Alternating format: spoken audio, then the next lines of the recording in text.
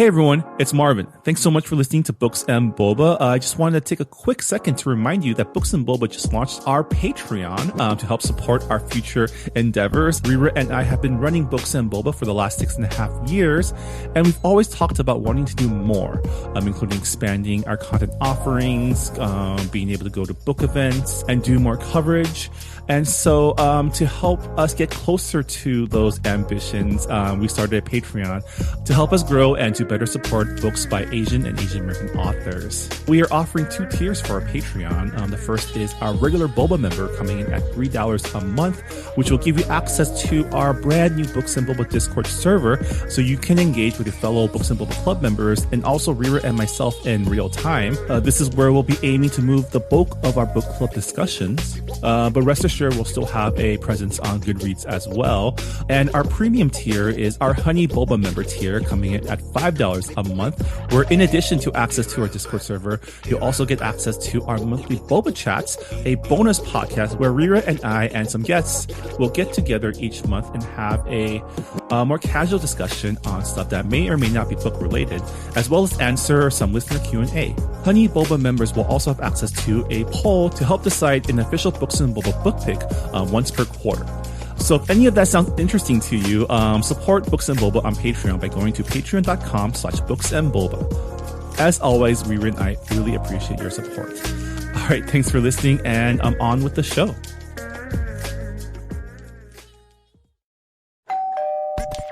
You're listening to Whoa! Potluck.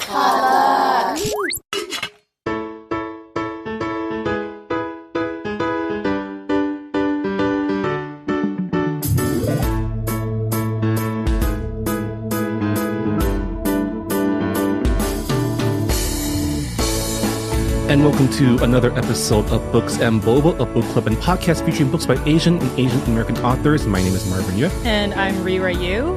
And we're here today to talk about our February 2020 book club pick, The Kiss Quotient by Helen Hoang. And to help us discuss this book, we have a special guest. Rira, why don't you introduce her? Okay, so we have my friend Caitlin Kelly on the podcast. She is also a co-host of mine.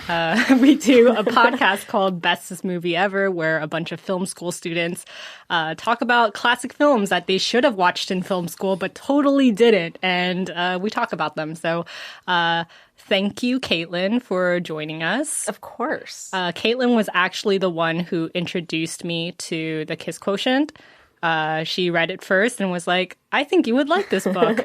So coming full circle here. Exactly. And it's also a very special book to Caitlin because she found out that she was autistic after reading it. So we're going to talk more about that during our conversation. Yeah, so let's just get started. All right, I'm going to start with the book jacket description for those of you who do not care about spoilers.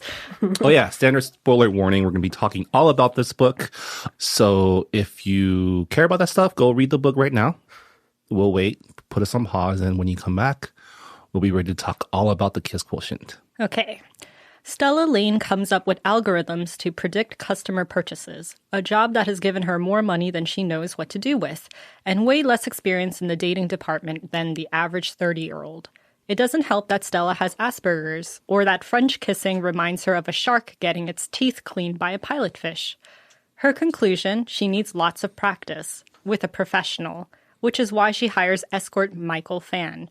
With the looks of a K-drama star and the martial arts moves to match, the Vietnamese-Swedish stunner can't afford to turn down Stella's offer. And when she comes up with a lesson plan, he proves willing to help her check off all the boxes, from foreplay to more than missionary position. Before long, Stella not only learns to appreciate his kisses, but to crave all of the other things he's making her feel. Their no-nonsense partnership starts making a strange kind of sense. And the pattern that emerges will convince Stella that love is the best kind of logic. Yeah. So where should we start with this? So we're going to start with first impressions. And I am going to start with you, Marvin, considering that I made you read this. And actually, this was my second time reading this book. And I thoroughly enjoyed it because partly I knew that you were reading all the sex scenes. You were imagining I was reading at the same time. I think, like I mentioned last episode, I listened to this book a good, I think, 70% of it on audiobook. Oh, God. So it was extra comfortable while I was driving. Did anybody sit in your car while... No, okay. no. We live in LA where there's tons of time spent in traffic alone, which is great. The only time I kind of turned it down was when I had to order stuff through drive-thru. And I was like, the Starbucks person doesn't need to know I'm listening to this. Or maybe they do. Maybe they do. Maybe it's their kink. No kink shaming on this podcast. I mean, so listeners of Books and Boba know that I am not the most versed in the romance genre, but I do know some things about it through osmosis and through, some of our books have had like one or two like love scenes in them. So I had some idea of what it would be. I kind of imagined it would be kind of like your like rom-com, which is kind of is. I did not expect 80% of it to be horny. Oh man.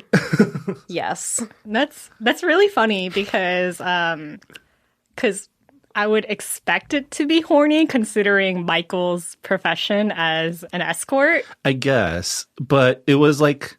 It was a lot there. It was a lot of horny in there. There was a lot of just... I think when I watch rom-coms, in my head I will think throughout this entire scene, there's no sex, but this person is probably really horny for that person right now. Right. Because you can see every thought in their head. Well, I also feel like it would be reasonable to have your expectation based on the back description be more like Pretty Woman, which like...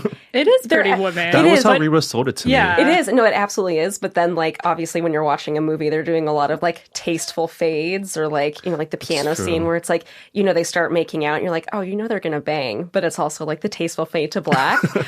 This has absolutely no tasteful fades to black whatsoever.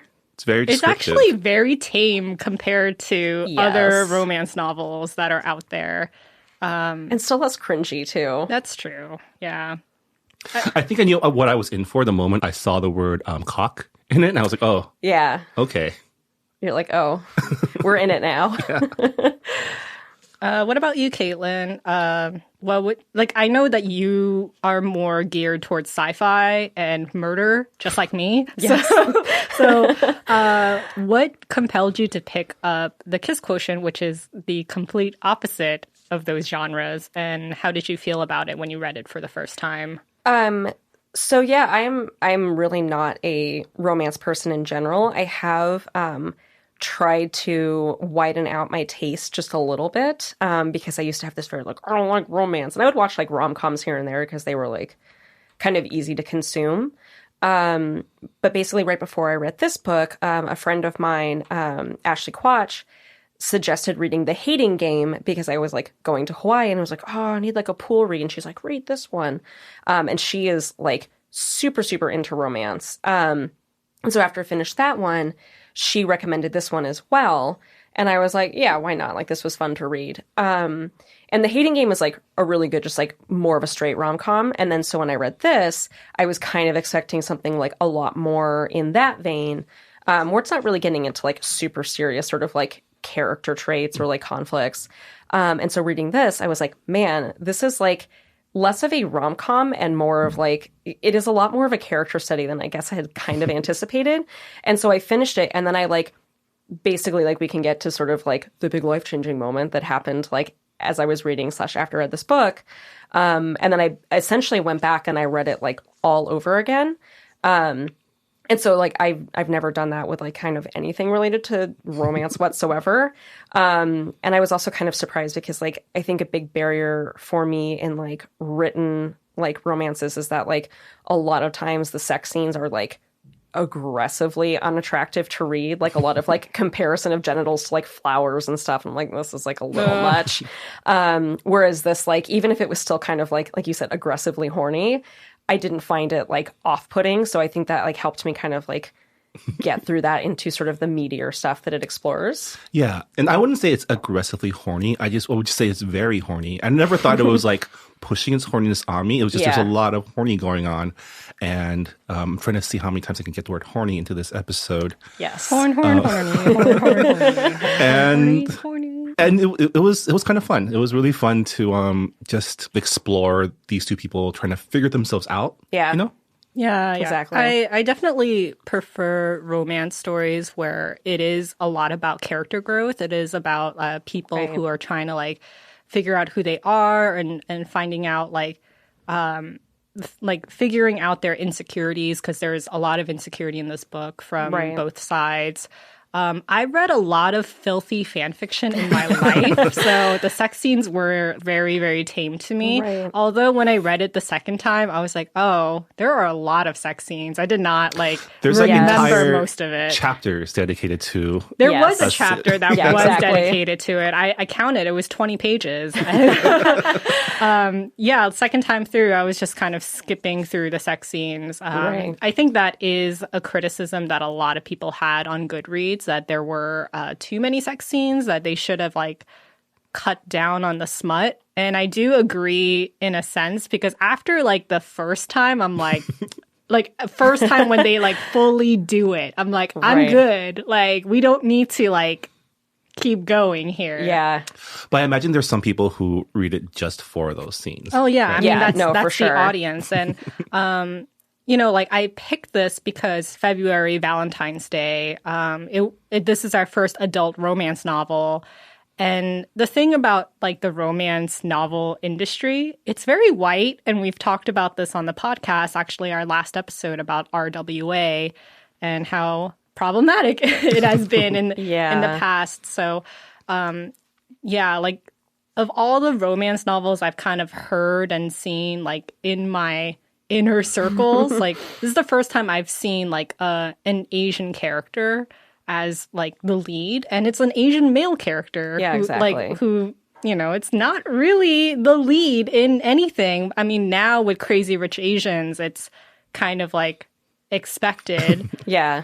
Or you're like widening out and at least having it in things like A Simple Favor with like Henry Golding being the like love interest. Like there is at least a little bit of like maybe that being included. Absolutely not enough. But yeah, I think that was also something that drew me to this book. It's just like it was different.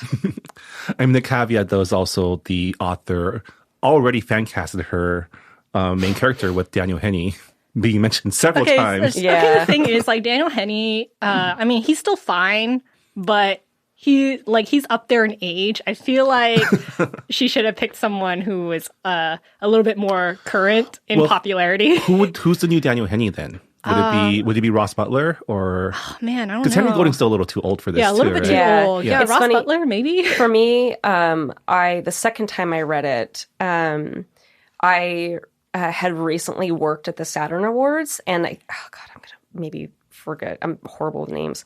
Louis Tan. I think. Louis Tan. Yeah. I met him, and he was gorgeous in person, super, super, super nice. And so that's just kind of like who automatically got put in, especially because he was there for like martial arts stuff. It's true. So I was like, okay, that's my guy. Would he be too buff for this? No, there's no. Okay, the He's thing not like is, The Rock. I mean, like Michael is super buff, and Yeah. like you can't be too buff for this role unless like the suit doesn't fit you. Then we have a Right. problem with wardrobe. He was wearing a suit. It was like silver heathered. It was very great. I was really into it. So let's get into the characters because it is a very character-driven novel. I want to start with Stella because she is the heroine of the book, and one of the things that is really great about this book is representation.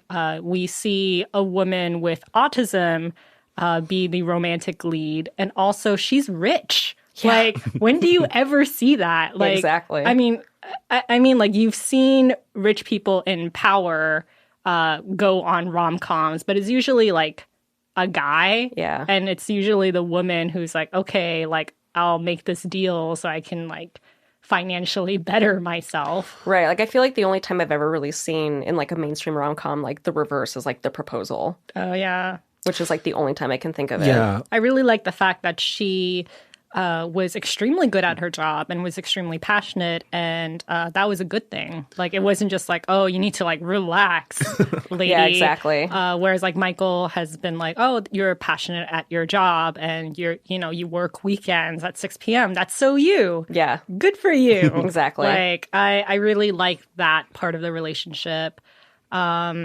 So like Caitlin, like while you were reading the book, you found out that you may be autistic and you got diagnosed. Yeah. How was that? It was kind of like a weird kind of synchronicity, I guess, where I for the first time in a long time, like went back to therapy, and I also changed psychiatrists.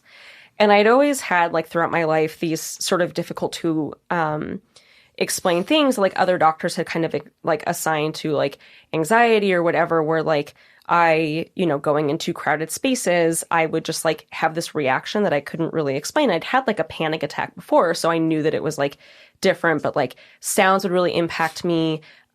Tactile sensations on my skin would really impact me. Visual stimuli, like I would have these very like sort of intense negative reactions. And doctors would be like, yeah, well, you're just having an anxiety attack. I'm like, I don't think I'm having an anxiety attack. It feels different.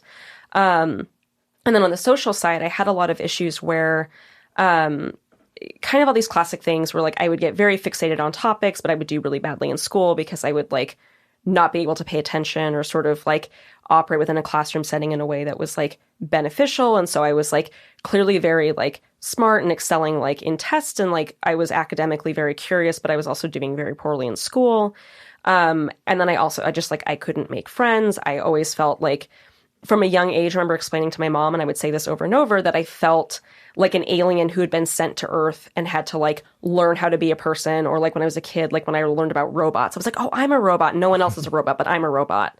And like, as I got older, I was just kind of like, yeah, I guess this is how I am. Like sometimes it would really impact me, but I would try to just like kind of be like, well, what am I going to do?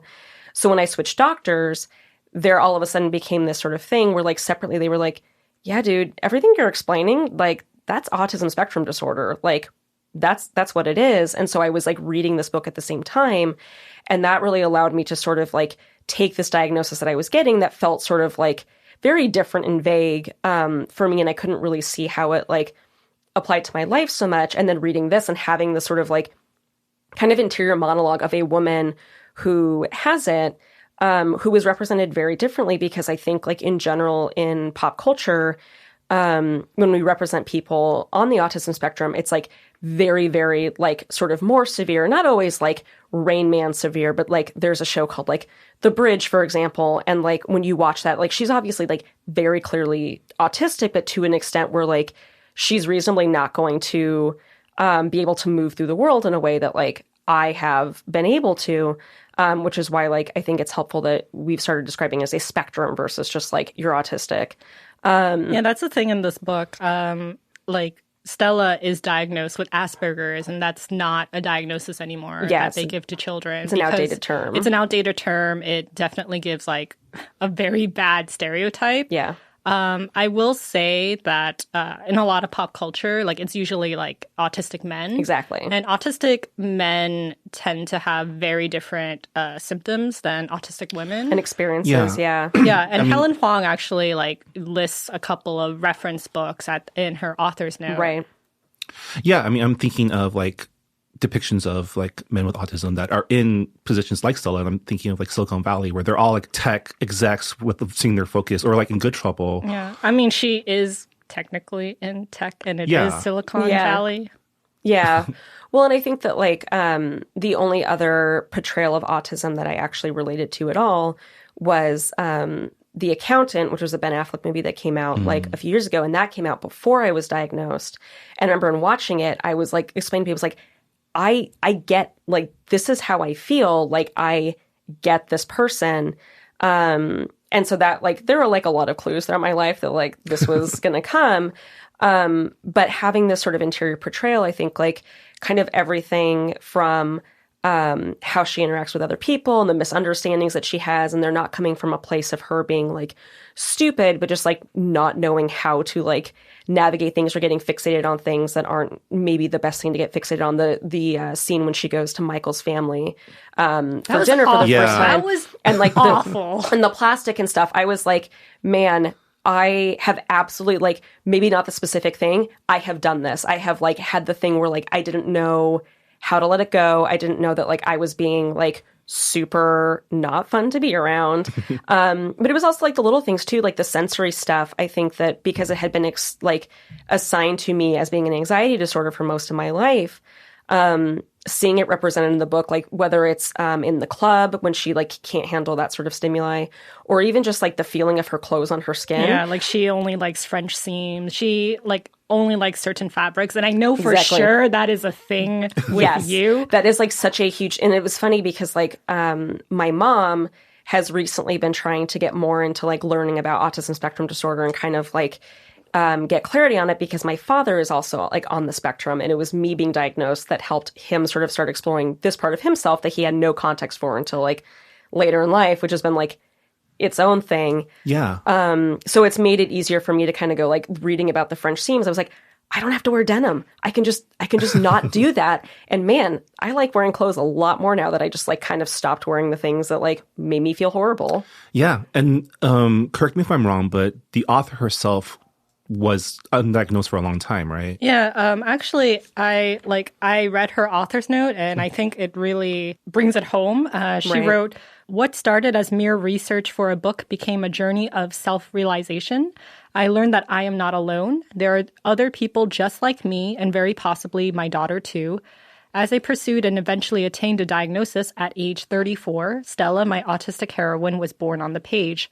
It has never been so easy for me to write a character. I knew her intimately. She came from my heart. I didn't have to filter my thoughts to make her socially acceptable, something I'd been unconsciously doing for ages. And this freedom allowed me to find my voice."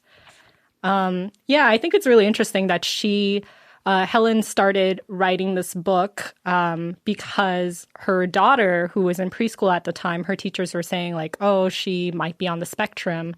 And, she did some research, and it turns out she was like, oh, there's a lot of things in here that is what I'm going through. And, that's how the character Stella came into play.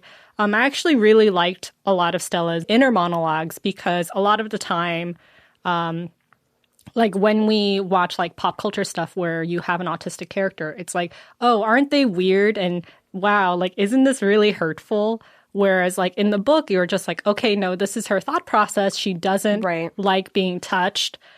She has hard time with eye contact, and it's not, and with like the Michael family scene, which was like, whoa, woof.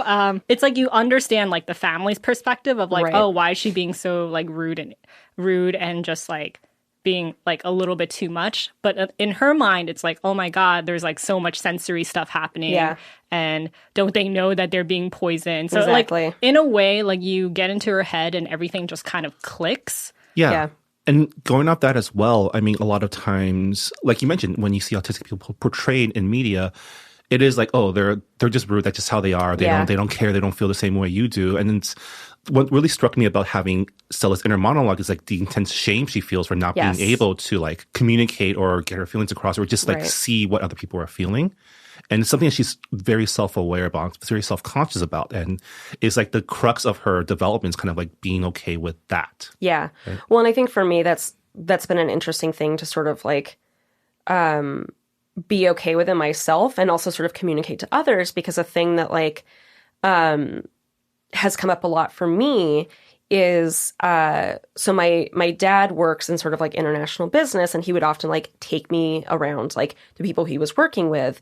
And it was partly because like, since my dad's also on the spectrum, he like got very good at talking to people, but sometimes he was like, oh, I need like a wingman as well. And it just turns out that like his wingman was also on the spectrum, which is like, whoops. But it kind of ended up being this interesting thing where like in order to get through those, I really just like super observed how other people interacted and how they did things.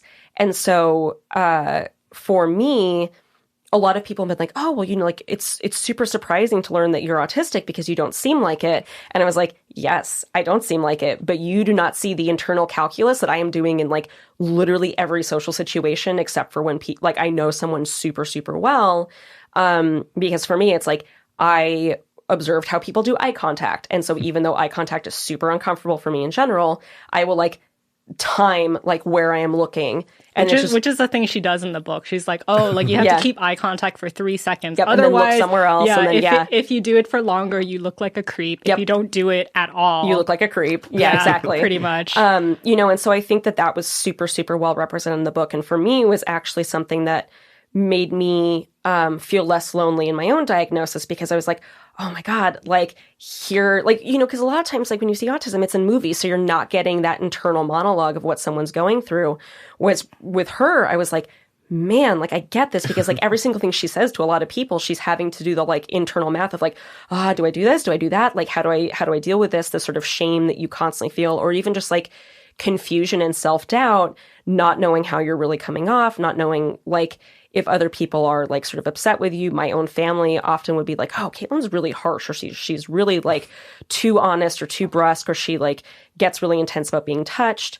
And so this diagnosis, I think, was also really helpful for my relationship with a lot of people close to me, where I could be like, hey, so here's the reason I am where I am. And also being able to advocate for myself and what I needed, and being like, hey, actually just ask before you touch me. Sometimes I'm good with touch. Sometimes I'm like literally stand 10 feet away. I can't deal with this. And I think learning how to set boundaries, and also learn that like, it's okay for me to have those boundaries. I think that's something that's really well represented, where she's like, she's also challenging herself and expanding like how she feels about things, while also learning that like her feelings are valid. Yeah. And I think, you know, that reminds me of just, you know, she starts off believing that she's just bad at sex, bad at love. But, you know, you see through her inner monologues, because she's always concerned about other people and what they're thinking and what they need from her. Exactly. And not really thinking about herself. And that's what, you know, Michael brings, is kind of this intense focus on what she needs. Yeah, exactly. I think that was like really refreshing about this book. I know that there's some discourse on Goodreads about what classifies as coerced consent, and like how Michael is handling Stella's uncomfortable boundaries. But I really like the fact that she was the one with like all of the leverage. Like she has the money, so like she's not doing this for money. Like imagine if this book was like Stella was the one who was the escort. Like it would be a very, very different book. Although very similar in terms of relationships, because there are a lot of sex workers out there who, you know, their clients are like, oh, I think she's really into me. And then that kind of like ruins the relationship. Right. So you kind of have that tension here, but it's very different because the woman is in power. She has the financial means. And also like she calls the shots. She's just like, I'm uncomfortable with kissing.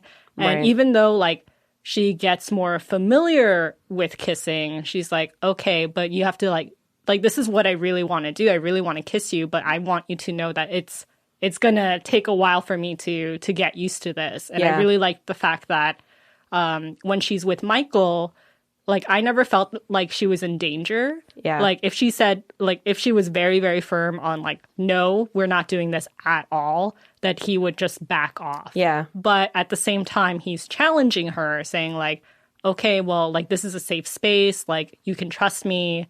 And I think that is something that not just like autistic people kind of deal with, but also just like women in general, because we're so used to catering to other people, which is why it's like very hard to diagnose girls at a young age as opposed to boys.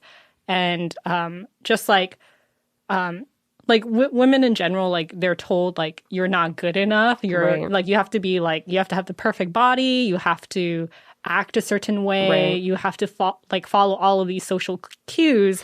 And it gets very, very difficult. And you have a lot of insecurities about whether you're good at sex or good with relationships. So it wasn't just an autistic thing. This was something that I could relate to as well. Yeah. And when I was in relationships and I was like, hey, like this is really uncomfortable. And you have to like have a lot of patience with me. So I was very, very, very glad to see that Stella was able to call the shots in a lot of the the checklist stuff. I thought that was really cute, by the way. Yeah. The whole like checklist. Yeah, We're like, exactly. okay, we are gonna learn how to do a hand job. Yeah, exactly.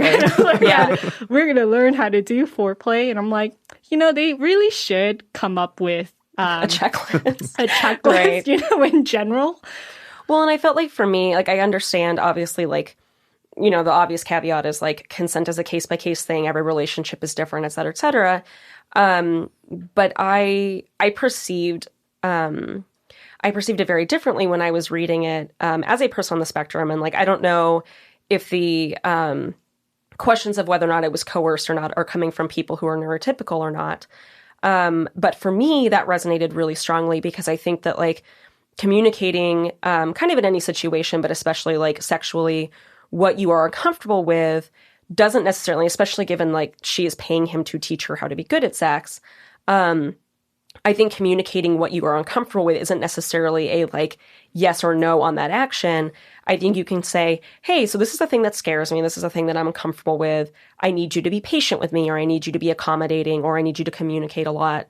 I think especially for people on the spectrum, that is a very important skill to learn. And that comes with like a trusting relationship with someone that will basically go, yeah, it's okay. Like I will be patient with you. And I think that, for me, that was like a representation I felt strongly about. Like for me, that was something I experienced sexually of like kind of not knowing what was okay versus not okay, both like kind of like expectations in the moment, but also having sensory processing disorders and like not knowing how I was going to feel, having partners be very accommodating and very patient and taking things slowly and checking in frequently, which I felt like he does really well in the book. I like how he followed like her directions. By Exactly. the way. Like her being like, don't wear cologne. Exactly. Like, don't eat lamb. Yes. Yeah. Exactly. So I'm just like, oh, those are like very specific things. But like he was like, okay, sure, I'm game. Right. Like he wasn't like weird about it. And I like how, it started off as a checklist for how to be good at sex, and then it evolved into a checklist of how to be a good girlfriend. Right. Which led the book into what Rira is probably her favorite genre of Fake relationship. Yes. May that trope live on. Which leads to like the family scenes and Right. Yeah. Actually, like with Michael, we've mentioned that like there aren't a lot of books with like Asian male romantic leads. I mean, now they're like coming into the mainstream. Now it's a thing. It's a thing. It wasn't really quite a thing Right. when this book came out in like 2018, 2017. Yeah. I mean, 2019, now you have Randall Park as the Asian, like, lead. Always be my maybe. Yeah, Yeah. so, exactly. we've Yeah. evolved to like the non-Daniel Hennies as well. Right. Yeah. I like speaking of that, I did have a little bit of an issue with the male characters in this book. They seemed all kind of like Macho. alpha macho.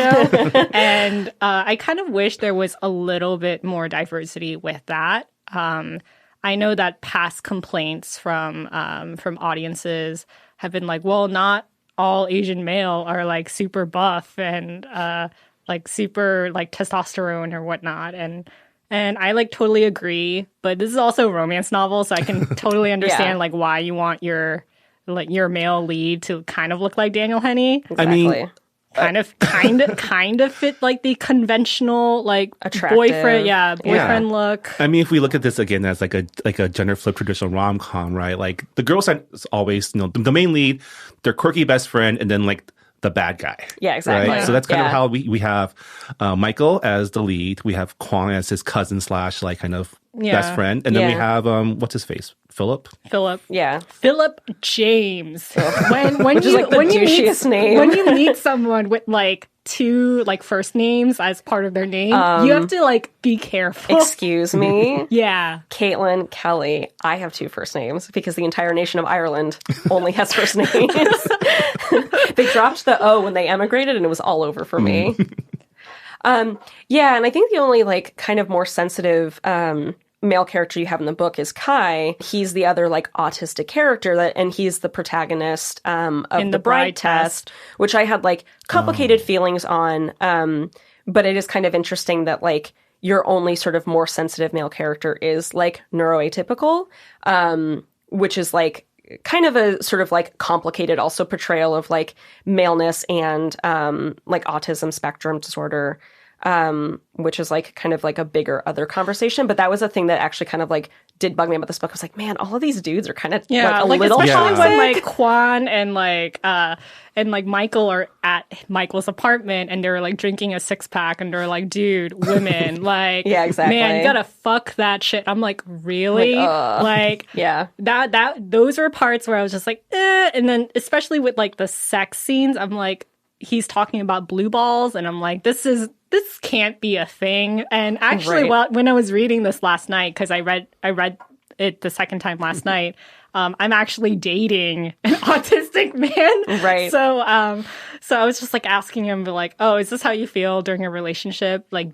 one of the questions that I've asked him was, Stella in this book, she says, I don't like it when people treat me differently. Because, like, she's like, I don't want people to pity me. I don't want people to treat me as if I'm the label, as if my autism is, like, my entire identity, which is fair, which is, like, a valid perspective. And I asked Dan, I was like, do you feel like you don't want people to treat you differently? And he said, no, I wish more people would treat me differently. Because, me too.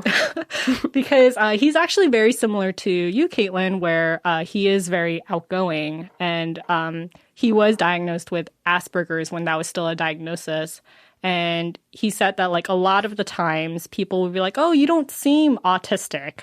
And then just kind of leave it at that without, like, really putting consideration into his like sensory stuff. Yeah. And like with Stella, it's like completely opposite. Like I feel like, which is like a character growth in this book. Like she seems to think that her autism is a flaw. Yeah. Something that she has to fix in order to be loved. And Michael kind of has a similar thing where he has his own insecurities.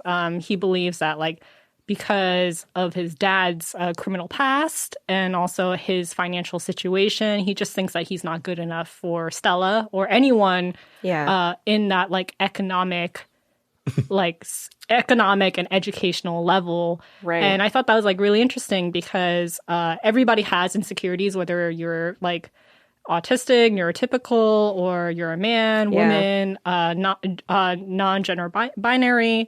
And I think that was like a really good message in a romance novel that I don't really see that often in other romance novels. It's usually one person. Yeah, it's usually one person. That has to, and like obviously everyone's like kind of, you know, growing together. Like if you look at Pretty Woman, for example, it's like he's also changing and transforming like his perspective on people. But it's fundamentally her who's being like, yeah, actually, like it doesn't matter that I've been a prostitute. Like I'm worthy of not just being like kept in this ivory tower.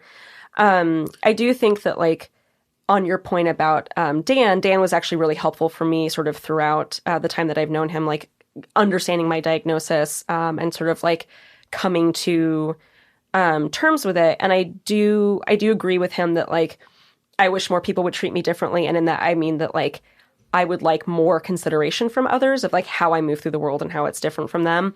I have had friends in the past who've been like, yeah, but like I want to go to this thing. Like, why are you kind of being a wet blanket not wanting to go? And like now I can say like, well, actually I'm on the autism spectrum, so I'm not going to go to this thing and that's fine.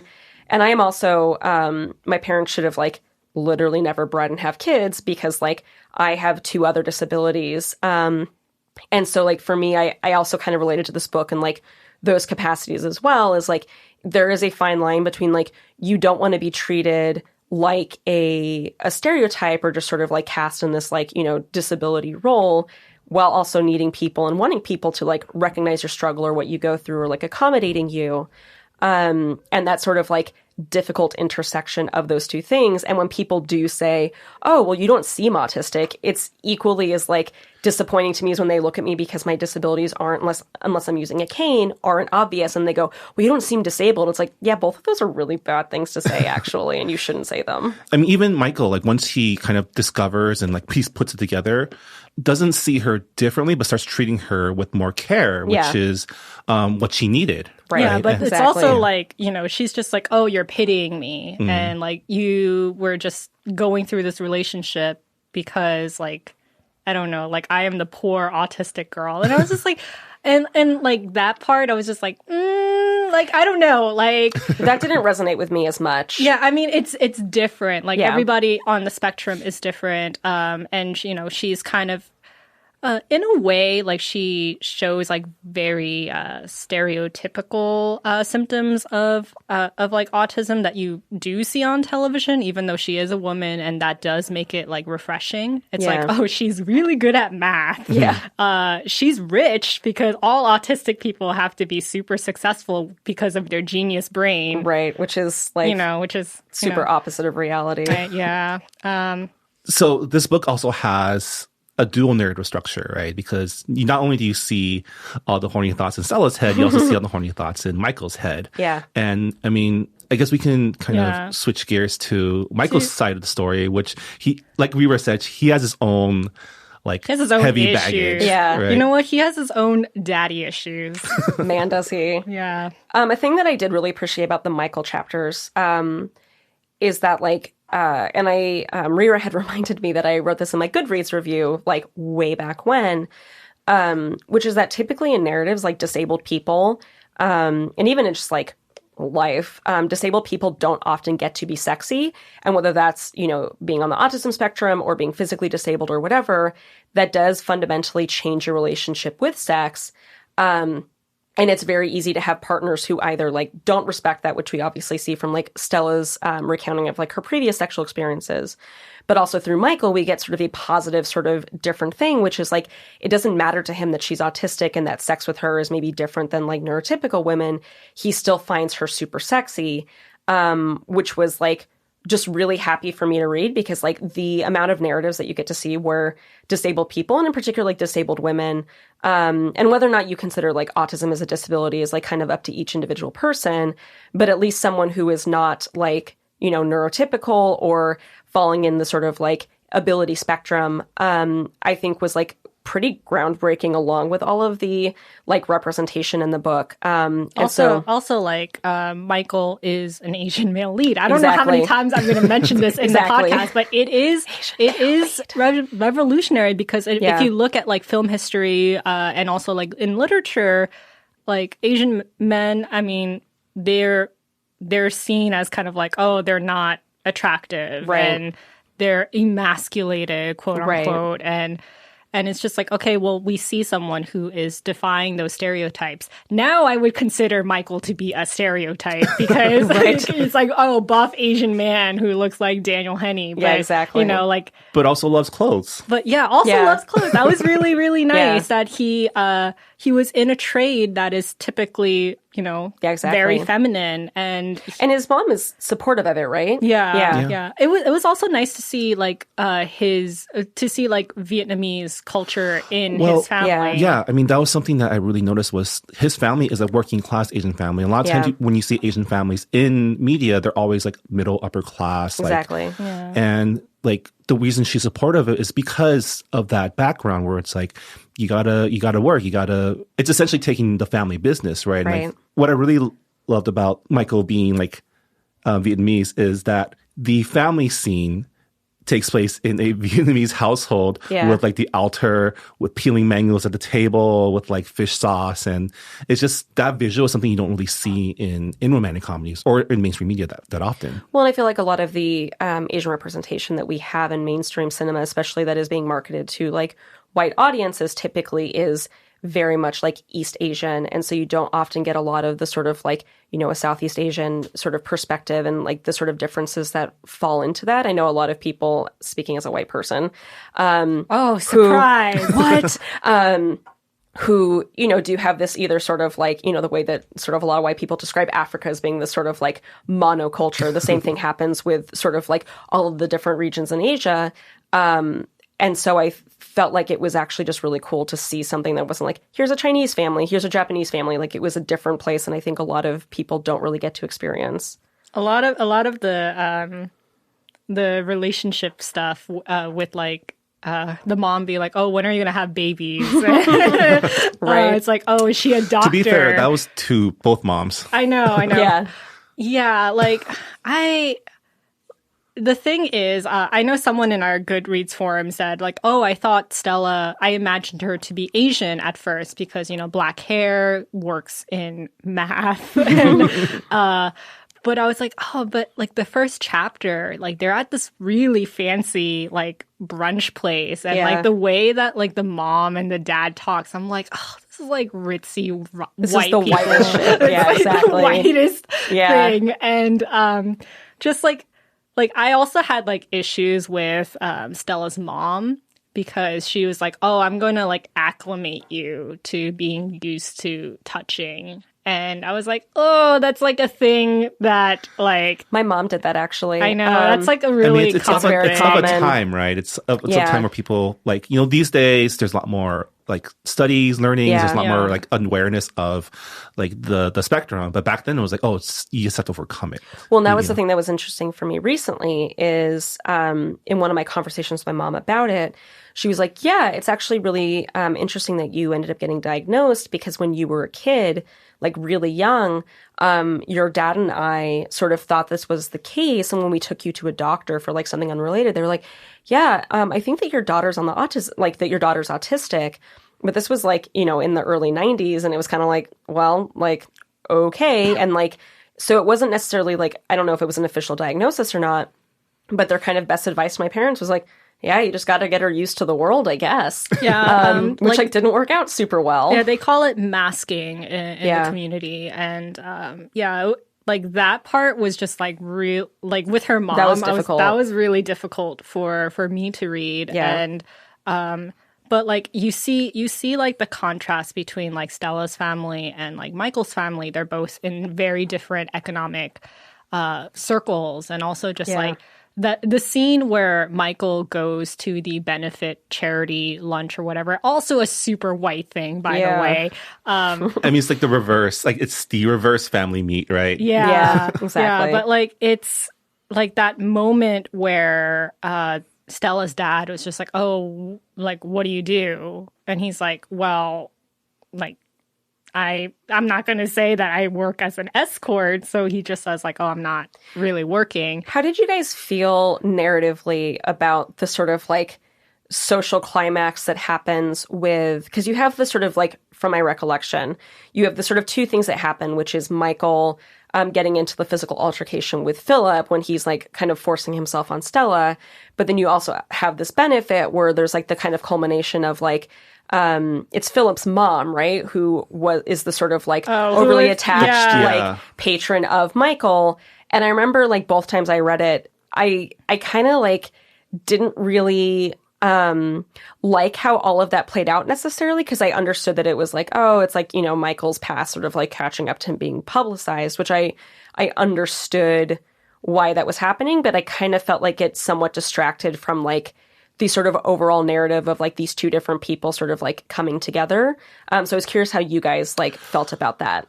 I mean, in terms of like the narrative structure, I mean, this whole relationship has been based on like mutual misunderstanding of each other's intentions. And that's just it coming to a head, right? Where it just boils over.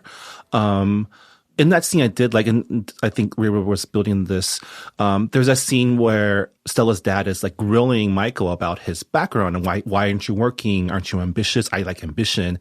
And it's a really great depiction of the privilege of not understanding what it's like to need money and to need to support your family. With Michael, like all of his insecurities are in this scene. He's like, I don't have money. I don't have like a good job or like a job that I can be proud of. That's worthy of Stella, right? Because he has his own inferiority. Yeah, like his sister Janie at some point says like, oh, you're like the first girl that's like good enough for him, because he's always kind of aimed low. And that's the thing. That's a part of his arc, because his mom is like, you've been working at the store for 3 years. Like, I know I have cancer, but like, I'm fine. Like, you're just being like, you're letting your insecurities hold you back. And she Goodwill Hunting him. Yeah, she. I think where I struggled was like the inclusion of like Philip and his mom in sort of like a lot of the sort of misunderstanding there. And I'm not quite sure like why that was a point of like big contention for me as I was reading it. That was probably the thing that like bugged me most. And I don't really know why. I mean, I just chalk it up to romance genre drama. Sure, that's fair. Right? Yeah. Like, you gotta have the big, like, I think they kind of Chekhov gunned it in the Right. beginning, Yeah, yeah, and yeah. it's like, well, you Exactly. gotta fire that at some point, right? Right. Yeah. I think for me, the thing that I was maybe comparing it to was Pretty Woman, where the sort of like big turning point that happens is when Jason Alexander, when he learns that she's a prostitute, tries to hire her, and then when she turns him down, he sexually assaults her. And that's when Richard Gere like comes back into the room and he like beats up his friend and is like, or lawyer or whoever, and is like, yeah, actually, like this is not okay. And that for her is her moment of like, man, no one's going to see me as anything other than a sex worker. And that to me was kind of like an intimate moment that like was just kind of surrounding that central conflict. And I think for me, it was like the inclusion of the mom and Philip. I was like, this is so soap opera. Like, oh. Yeah, I mean, I can see your point, but also it was juicy. So Yes. It was juicy. Maybe this is my problem with romance. I mean, I like how, well, I don't know if I liked, I mean, Philip was just like kind of a slimy dude in Yeah. general. And he was, he's trying to I had an issue with that, but go right ahead. well, I mean, he was trying to like, I don't know. When he was trying to hit on Stella, he was like saying, oh, we both have issues. I have issues too. I was like, no, your issues seem more person. dude. Yeah. He was also like very hypocritical, being like, I can't believe like he slept with my mom, and he's Yeah. like hitting on an intern, and Right. yeah, it's like still like really gross. I mean, every one of these stories needs that guy. Yeah, but right? the Yeah. thing is, I wish the second male lead wasn't that guy. Like, I wish that Yeah. was like a different guy in the office who was kind of like more of a side character. I mean, Philip is a side character, but I just wish that like Stella and her family saying like, oh, Philip would be good for you.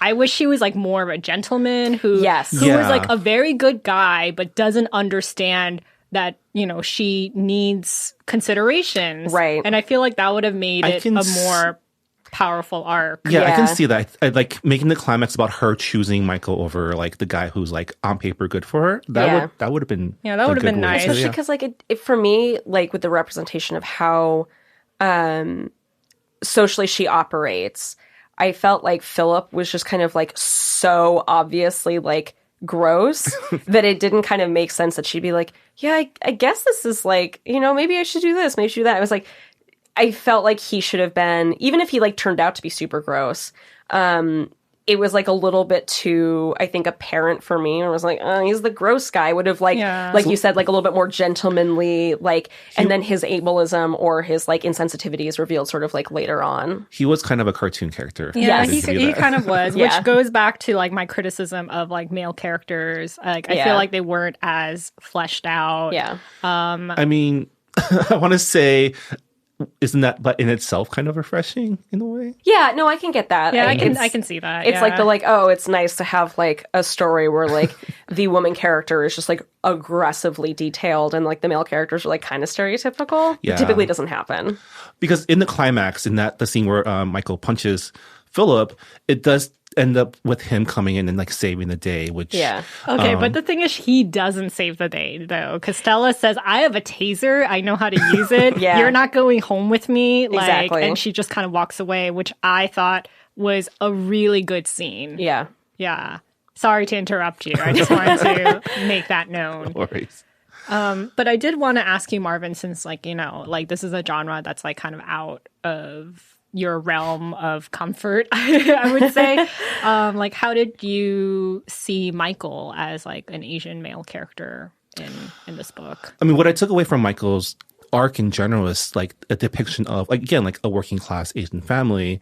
I think Michael reminds me of a lot of people I grew up with, where he feels this almost like intense responsibility to take care of everyone around him, especially because his shithead dad like ditched Right. the family. He's the only son as Yeah. well. Yeah. And so he's taking on all the burden. and he kind of has like this hero complex, right? Like only I can be responsible for my family. I have to like make up for my dad's sins. Yeah. And I mean, that's why he takes up like escorting to pay for his mom's medical bills. That's why he, you know, put his life on hold. Yeah. Right. And so, I mean, it's an extreme version of this story, but I know this story. A lot of people that I know are this story where like they weren't able to go to college because they had to support their families. They weren't able they had to drop out. Yeah. Stuff like that.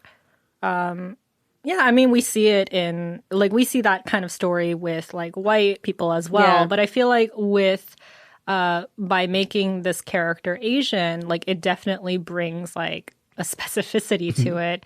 And also, like, a lot of East Asians, I mean, Vietnamese is Southeast Asian, but a lot of people think that Asian families are really rich.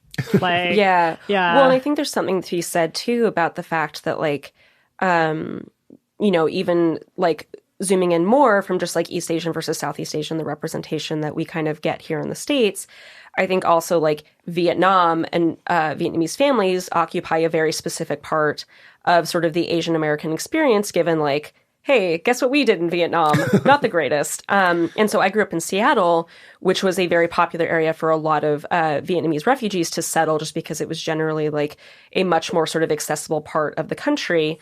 And because there was like a bit of a lower population and it was like a cheaper cost of living, you could like really easily start up businesses.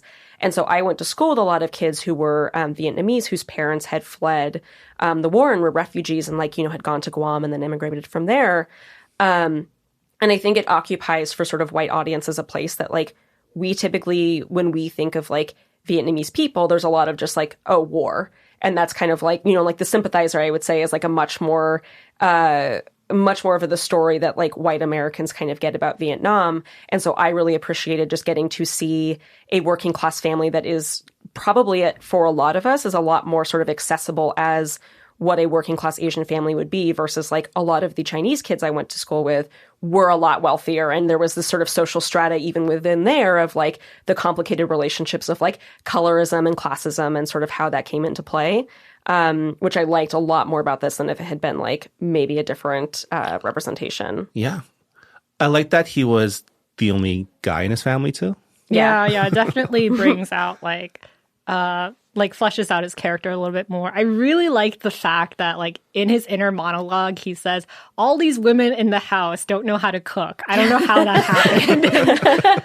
And I feel like a lot of like Asian men know how to cook. I feel like that's just, I don't know, that's just a thing.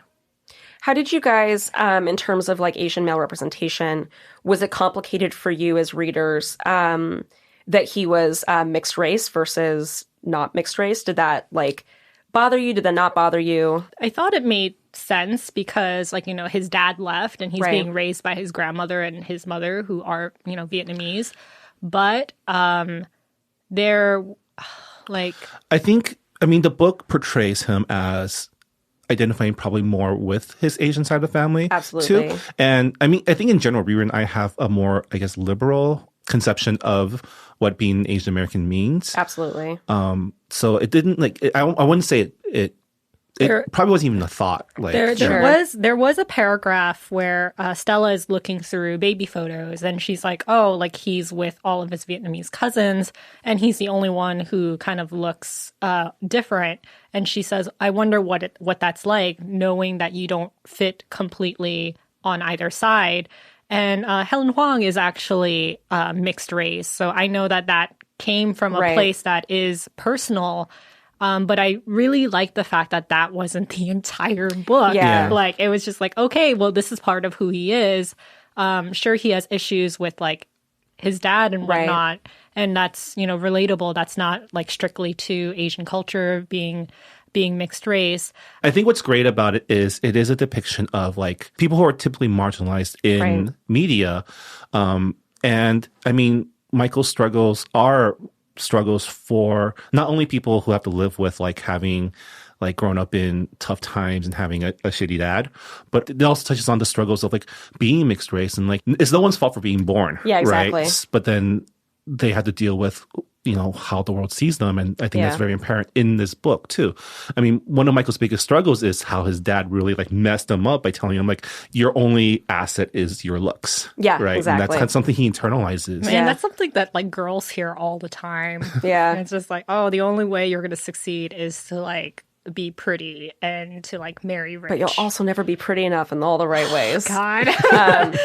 Yeah, and I liked that this book was really fundamentally about not just two people learning that it's like okay for them to be loved and actually that they are like worthy of love despite like whatever they have going for them that they feel insecure about, but also about like two people really sort of learning to like access feelings, because that's like a big part of being on the spectrum that like a lot of people don't talk about is like a lot of times we get sort of cast as being like cold or unemotional or whatever, and it's actually not that like autistic people have fewer emotions, but it's also a lot harder for us to like process and identify them all the time. Of like, a lot of times I just feel like question mark of like, I don't know what this feeling is and I have to learn what to do with it.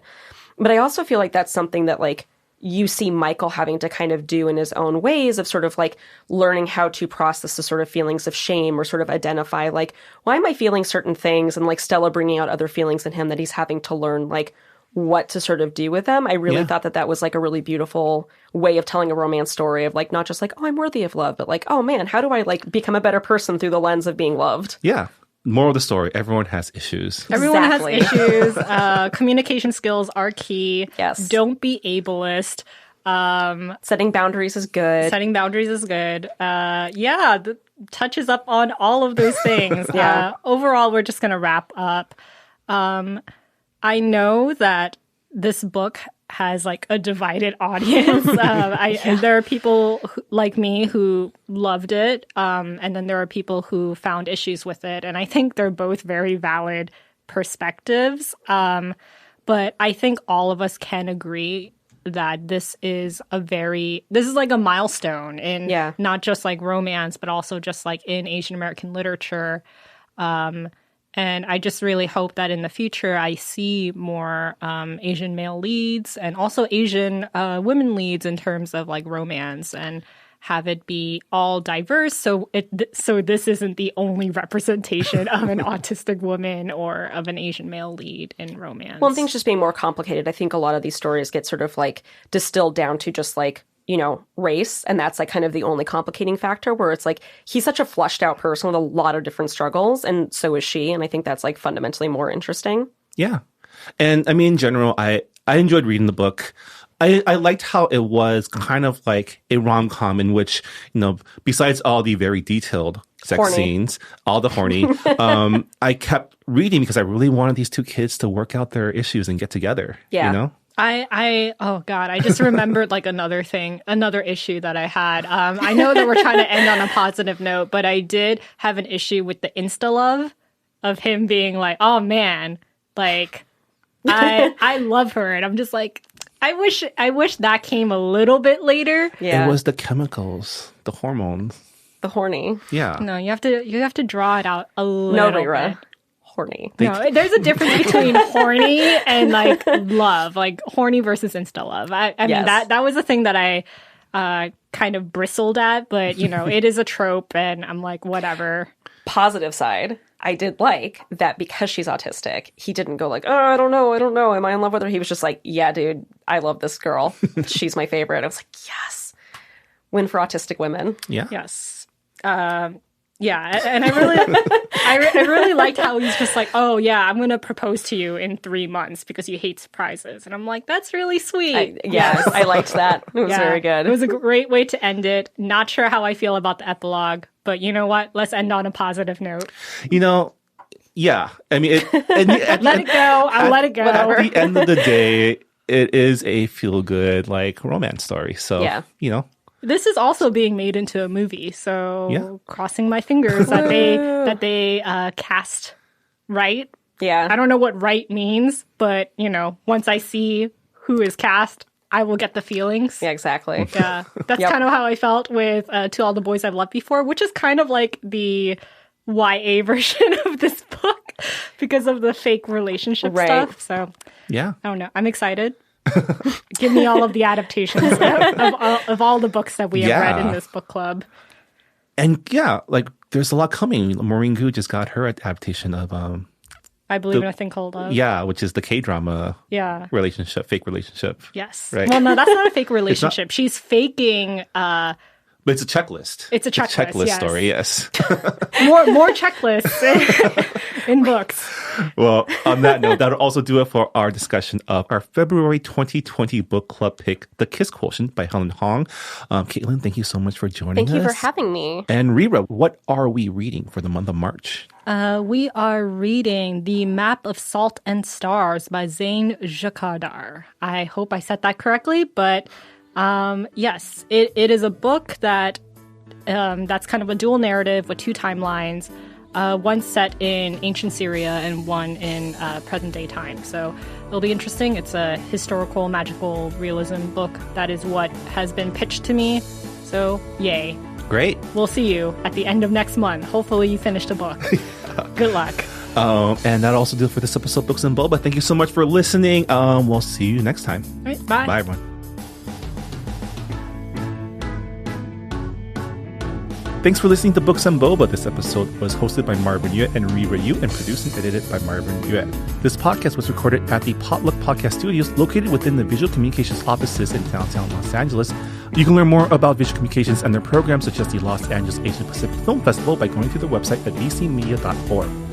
Thanks also to the Potluck Podcast Collective, a collective of Asian American hosted podcasts that Books and Boba is a proud member of. You can learn more about our fellow Potluck podcasts by checking out the website podcastpotluck.com.